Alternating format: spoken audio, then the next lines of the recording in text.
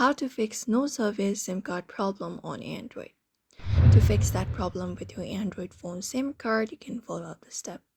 So first thing, you can start by restarting your phone. So you can long press on your power button and look for the restart option and click on it. A simple restart can often resolve temporary glitches. After that, head over to your settings. And the thing is, you need to ensure the SIM card is properly seated in the tray and the tray itself is securely inserted. If that is already done, you can head over to connections and then go to SIM card manager and ensure that your SIM card is being shown. Other thing is, you need to clean your SIM and tray as well. Dust or grime can interfere with the connection, so use a soft, dry cloth to clean the SIM card and SIM tray. After that, contact your carrier to confirm that your SIM card is active and has not been deactivated.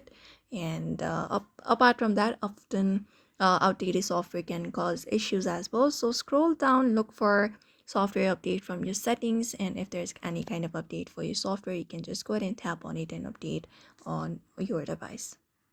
And you can also reset your network settings. For that, head over to settings again and go to the search and type in network settings. Just type in network. Look out for this reset network settings, which is under general management. Open it up and tap on reset network settings and confirm it and reset settings to their default values.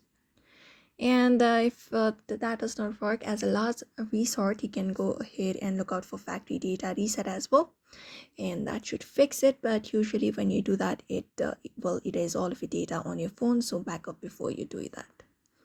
So that is it for now. You may follow this process in order to fix the no SIM card problem on your Android phone. So I hope this video was helpful.